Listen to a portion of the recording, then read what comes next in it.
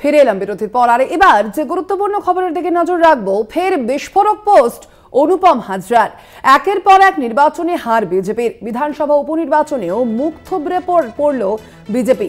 দলকে এই নিয়েই কটাক্ষ করেই বিস্ফোরক পোস্ট করেছেন বিজেপি নেতা অনুপম হাজরা। আপনারা দেখতে পাচ্ছেন অনুপম হাজরার সেই পোস্ট কলকাতা টিভির পর্দায়। সেখানেই তিনি লিখেছেন, বিয়ে বাড়ি হোক বা শ্রাদ্ধ বাড়ি, যেখানেই যান বিজেপিকে মিসড কল দিয়ে যান, যাতে নির্বাচনে না জিতলেও চলবে, তবে নিজেদের পদটা বাঁচবে। দলকে কটাক্ষ করে সোশ্যাল মিডিয়ায় এই পোস্ট করেছেন অনুপম হাজরা। আপনারা দেখতে পাচ্ছেন সেই পোস্ট অনুপম হাজরার। আপনাদের জানিয়ে রাখি, বিজেপি নেতার এই যে বিস্ফোরক পোস্ট, তা আমরা বারংবার দেখেছি। এর আগেই আমরা দেখেছি যে লোকসভা নির্বাচনেও সেখানেও কিন্তু রীতিমতো হতাশাজনক ফল করেছিল বিজেপি, এবং তার পরবর্তীতে রাজ্য বিজেপি নেতৃত্ব তারাও আলোচনা করেছে। বিভিন্ন বিজেপির অভ্যন্তরীণ যে আলোচনা, তাও কিন্তু একদিকে যেমন চলছে, তার পাশাপাশি এবার যেমনটা দেখা যাচ্ছে যে বিধানসভা উপনির্বাচনে সেখানেও কিন্তু একেবারে মুখ থুবড়ে পড়ল বিজেপি।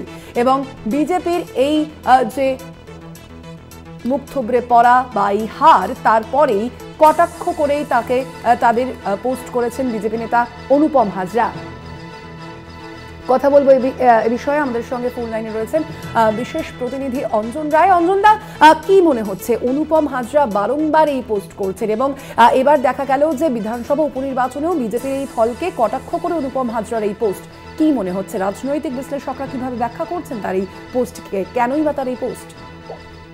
দেখো, তুমি দেখেছো বোধহয় কালকের নির্বাচনী ফলাফল বেরোনোর সঙ্গে সঙ্গে দিলীপ ঘোষের যারা শুভাকাঙ্ক্ষী আছে তারা প্রকাশ্যে ফেসবুক বা সোশ্যাল মিডিয়ায় পোস্ট করেছে এবং তারা দাবি করেছে যে মানে কার্যত সুকান্ত এবং শুভেন্দু অধিকারীর দিকে ইঙ্গিত করেছেন যে শুধু বাতেলা মারলে চলে না, দল তৈরি করতে হয়, দিলীপ ঘোষকে ফিরিয়ে নিয়ে আসুন। আজকে আবার প্রাক্তন বিজেপি সাংসদ অনুপম হাজরা পোস্ট করেছেন যে নির্বাচনটা কোনো ব্যাপার নয়, আপাতত মিস কলেই সদস্য সংগ্রহে জোর দিন, এই করেই বিজেপি চলবে।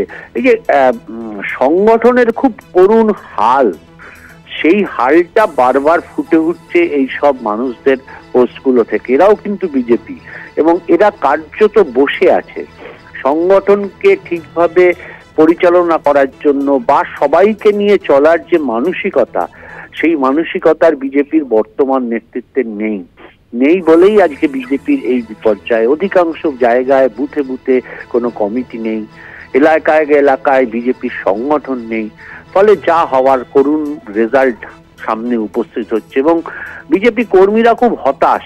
এই হতাশের চিত্র ফুটে উঠছে বিভিন্ন প্রাক্তন নেতা, বর্তমান নেতাদের বা তাদের ফ্যান ফলোয়ারদের সোশ্যাল মিডিয়ায় এই পোস্ট থেকে। কিভাবে সামলাবেন বিজেপি নেতৃত্ব তাদের ব্যাপার, কিন্তু একটা প্রধান বিরোধী দলের এই ছন্ন ছড়া অবস্থা নিঃসন্দেহে শাসক দলকে উৎসাহিত করে, এটা বলা যেতে পারে। অঞ্জনদার, সামনেই তো রাজ্যের বিধানসভা নির্বাচন রয়েছে, অবশ্যই তার জন্য খুব কমই সময় রয়েছে যদি বলি আমরা বিজেপির কাছে। সেক্ষেত্রে বিজেপি কি সামলে নিতে পারবে নিজের এই দলকে, মানে নিজের এই সংগঠনকে রাজ্যের ক্ষেত্রে? দেখো, খুব কঠিন প্রশ্ন। এই মুহূর্তে বিজেপিতে রাজ্য সভাপতি কে হবে তাই নিয়ে দ্বন্দ্ব চলছে। বেশ কয়েকজন নাম এসছে যারা একে অপরের বিরুদ্ধে কার্যত এই যে ঐক্যবদ্ধ চেহারাটা যেটা দলীয় কর্মীরা দেখতে চায়, অন্য রাজ্যে বিজেপির সাফল্যের ক্ষেত্রে যে চেহারাটা দেখা যায়, সেইটা পশ্চিমবঙ্গে নেই কেন? এই প্রশ্ন কর্মীদের মধ্যে বহুদিনের, আজকের নয়। সেই জায়গাটা যদি ঠিক করতে না পারেন কেন্দ্রীয় নেতৃত্ব, তাহলে বারবার এই ধরনের ফলাফল হবে এবং শাসক দলের থেকে সুবিধা পাবে। বিজেপির উচিত যে এমন কাউকে নিয়ে ভাবা যিনি সবাইকে নিয়ে চলতে পারবেন, সেই দিকে দৃষ্টিভঙ্গি দিয়েই বোধহয় বিজেপির কেন্দ্রীয় নেতৃত্বের ভাবা উচিত। সেটা যত তাড়াতাড়ি ভাবে ভালো, কারণ সময় আর 1.5 বছর মাত্র বিধানসভা নির্বাচন। ইতিমধ্যে অন্য দলগুলো প্রস্তুতি শুরু করে দিয়েছে, শাসক দল তো করছেই, অন্য দলও প্রস্তুতি শুরু করে দিয়েছে। ফলে কেন্দ্রীয় নেতৃত্বকে ভাবতে হবে রাজ্যের বিজেপিকে তারা কিভাবে টেনে তুলবে। একদম, অবশ্যই আমাদের সেদিকে নজর থাকবে। আমাদের ধন্যবাদ তোমায়। আমরা কথা বলছিলাম, ফোন লাইনে ছিলেন আমাদের বিশেষ প্রতিনিধি অঞ্জন রায়।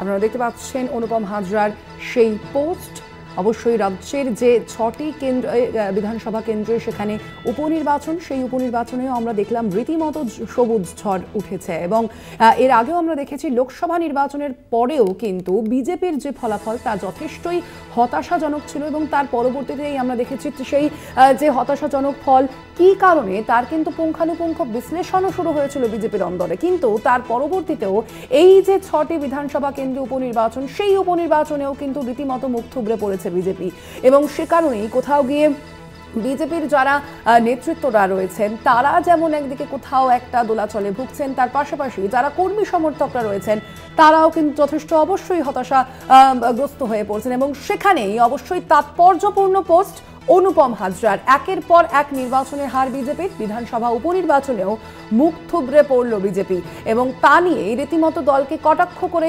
বিস্ফোরক পোস্ট করেছেন বিজেপি নেতা অনুপম হাজরা। আপনারা দেখতে পাচ্ছেন কি পোস্ট করেছেন তিনি। বিয়ে বাড়ি হোক বা শ্রাদ্ধ বাড়ি, যেখানেই যান বিজেপিকে মিসড কল দিয়ে যান, যাতে নির্বাচনে না জিতলেও চলবে, তবে নিজেদের পদটা বাঁচবে। কটাক্ষ করেছেন তিনি। আমরা কথা বলবো, আমাদের সঙ্গে ফোন লাইনে আমরা যোগাযোগ করতে পেরেছি তৃণমূল মুখপাত্র অরূপ চক্রবর্তীর সঙ্গে। অরূপবাবু, আপনাকে স্বাগত জানাই কলকাতা টিভিতে। অরূপবাবু, আমরা দেখতে পেলাম গতকাল অবশ্যই সবুজ ঝড় তো উঠেইছে এই উপনির্বাচনেও এবং সেখানেই কিন্তু বিজেপির এই মুখ থুবড়ে পড়ে যাওয়াকে তিনি কটাক্ষ করেছেন, অর্থাৎ অনুপম হাজরা কটাক্ষ করেই একটি পোস্ট করেছেন এবং সেখানেই তিনি লিখেছেন বিয়ে বাড়ি হোক বা শ্রাদ্ধ বাড়ি, যেখানেই যান বিজেপিকে মিসড কল দিয়ে যান, যাতে নির্বাচনে না জিতলেও চলবে, তবে নিজেদের পদটা বাঁচবে। কিভাবে দেখছেন আপনি তার এই পোস্টকে? আসলে দেখুন, মহাভারতে যখন মুসল পর্ব হয়েছিল তারপরে যদুবংশ ছত্রাকার হয়ে গিয়েছিল, কার্যত যদুবংশ ধ্বংস হয়ে গিয়েছিল। এখন পশ্চিমবঙ্গ রাজ্য বিজেপিতে মুসল পর্ব চলছে। আজকে অনুপম হাজরার এই পোস্ট, গতকালকে দিলীপ ঘোষের বক্তব্য, দিলীপ ঘোষ তো আরো এক ধাপে গিয়ে অভিষেক বন্দ্যোপাধ্যায়কে যোগ্যতম নেতৃত্ব বলে মনে করছে দিলীপ ঘোষ। এদিকে সুকান্ত মজুমদার এক কথা বলছে, তো রাজ্যসভার সাংসদ সুমিত ভট্টাচার্য বিয়ে বাড়িতে গিয়ে নতুন বউকে দিয়ে মিস কল দিয়ে বিজেপির সদস্য বানাতে হচ্ছে। মানে বিজেপির এমন অবস্থা, সাধারণ লোকরা আর কেউ বিজেপির সদস্য হতে চাইছে না। বিয়ে বাড়িতে নিমন্ত্রণ করলে তার মোবাইলটা কেড়ে নিয়ে বলছে আপনি বিজেপির সদস্য হয়ে গেলেন। এই যে রাজনৈতিক দেউলিয়াপনা, আসলে 365 দিন মানুষের সাথে থাকতে হয়, এটা হচ্ছে রাজনীতির বেসিক্স। যেই বেসিক থাম্বরুল মমতা বন্দ্যোপাধ্যায় রাজ্যের বুকে 365 দিন মানুষের পাশে থাকা, তার প্রকল্পগুলো মানুষের জীবনের নিরাপত্তাকে সুনিশ্চিত করা, সেই কাজ করে যাচ্ছেন। উল্টো দিকে বিরোধীরা শুধুমাত্র টিকে রয়েছে সংবাদ মাধ্যম, মিডিয়ার ভরসায়, ইলেকট্রনিক বা ডিজিটাল মিডিয়ার ভরসায়। ফলত যা হওয়ার তাই হয়েছে। এ রাজ্যের বুকে বিজেপির ভবিষ্যৎ হচ্ছে সিপিএম। সিপিএম শূন্য হয়ে থেকে মহাশূন্যে পরিণত হয়েছে। বিজেপি 18 থেকে 12-তে নেমেছে। বিধানসভায় বিজেপি 77টা এমএলএ ছিল, এখন 66তে এসে দাঁড়িয়েছে। আগামী দিন বিজেপি কোথায় যাবে? লিডার অফ অপোজিশন থাকতে পারবে কিনা আগামী দিন? কারণ 30-এর নিচে নেমে এলে কিন্তু লিডার অফ অপোজিশন থাকা যায় না। শুভেন্দু অধিকারী বিরোধী দলনেতা থাকতে পারবে কিনা, এটা একটা রেকর্ড হবে পশ্চিমবঙ্গের বুকে। যে প্রায় 100-র কাছাকাছি আসন নিয়ে আসা একটি দল, তারা একটা টার্মের মধ্যেই লিডার অফ অপোজিশন থাকার যোগ্যতা থেকে চলে যাবে। এইরকম কিন্তু পশ্চিমবঙ্গের ইতিহাসে হয়নি। শুভেন্দু অধিকারী সম্ভবত সেই রেকর্ডটাও করে ফেলবেন, কারণ ওর নেতৃত্বে থাকা বিজেপি ক্রমশ অতলে চলিয়ে যাচ্ছে। আর শুভেন্দুর মতো নেতৃত্ব যত থাকবে আমাদের দলের তত লাভ। আমরা বলছি মুসল পর্ব আমরা উপভোগ করছি, বাংলার মানুষ এর জবাব দিয়েছে। এই গত 3 মাস ধরে আরজিকরের মতো দুঃখজনক কাণ্ডের প্রেক্ষিতে হওয়া যে রাজনৈতিক মিথ্যাচার, সেই মিথ্যাচারের জবাব দিয়ে বাংলার মানুষ প্রমাণ করে দিয়েছেন আস্থা ভরসার প্রতীকের নাম মমতা বন্দ্যোপাধ্যায়। যারা কুৎসা করছে তাদের স্থান ওই টেলিভিশন চ্যানেলে, বাংলার মানুষের মনে নয়। ধন্যবাদ আপনাকে আপনার মতামতের জন্য। আপনারা শুনলেন তৃণমূল মুখপাত্র অরূপ চক্রবর্তীর কি প্রতিক্রিয়া। আপনাদের জানিয়ে রাখি যে পোস্ট সোশ্যাল মিডিয়ায় করেছেন বিজেপি নেতা অনুপম হাজরা এবং সেখানেই তিনি রীতিমতো বিজেপিকে কটাক্ষ করেছেন। বাংলার যে উপনির্বাচন, সেই উপনির্বাচনের ফলাফল আমরা দেখেছি গতকাল এবং 6টি আসনে সেখানে কিন্তু রীতিমতো মুখ থুবড়ে পড়েছে বিজেপি এবং সেই বিষয়টিকেই কটাক্ষ করে এবার সোশ্যাল মিডিয়ায় আবারও বিস্ফোরক পোস্ট করেছেন বিজেপি নেতা অনুপম হাজরা। তিনি সেখানে লিখেছেন বিয়ে বাড়ি হোক বা শ্রাদ্ধ বাড়ি, যেখানেই যান বিজেপিকে মিসড কল দিয়ে যান, যাতে নির্বাচনে না জিতলেও চলবে, তবে নিজেদের পদটা বাঁচবে। দলকে কটাক্ষ করেই সোশ্যাল মিডিয়ায় এই পোস্ট করেছেন অনুপম হাজরা।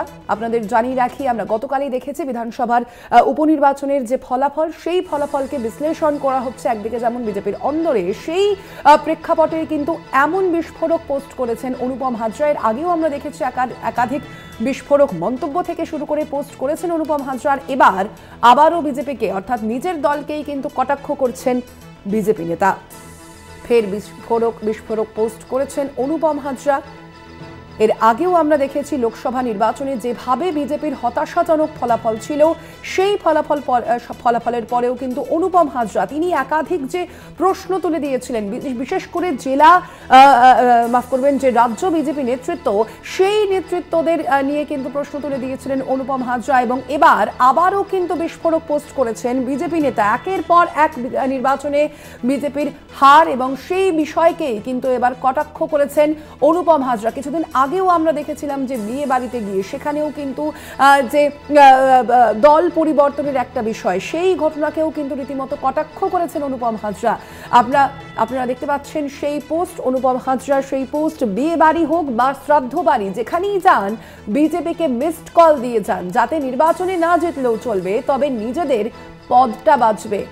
দলকে ঠিক এভাবেই কটাক্ষ করে সোশ্যাল মিডিয়ায় পোস্ট করেছেন অনুপম হাজরা। অবশ্যই আমরা জানি যে সামনে অর্থাৎ আর খুব বেশি সময় বাকি নেই। আমরা যেভাবে দেখছি যে একের পর এক নির্বাচনে বিজেপির এই হতাশাজনক ফল, অবশ্যই সেখানে কেন এই ফলাফল হচ্ছে, সংগঠনের অভ্যন্তরে যেমন বিজেপির যে পুঙ্খানুপুঙ্খ বিশ্লেষণ, সেই বিশ্লেষণ যেমন শুরু হয়েছে, তার পাশাপাশি কিন্তু অনুপম হাজরার এই বিস্ফোরক পোস্ট অবশ্যই তাৎপর্যপূর্ণ। আমরা কথা বলবো, এই মুহূর্তে আমরা যোগাযোগ করতে পেরেছি বিজেপি নেতা সজল ঘোষের সঙ্গে।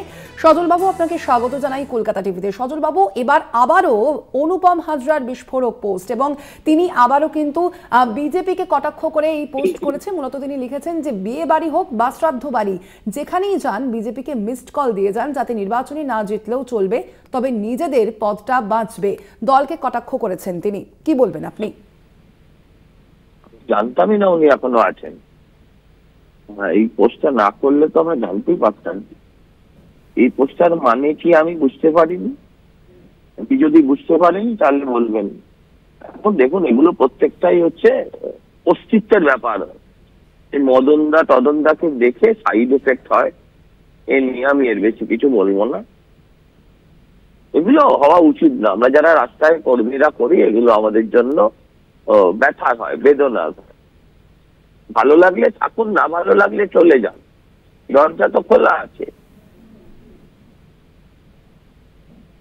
এই সম্পর্কে বলুন। ধন্যবাদ আপনাকে সজল বাবু।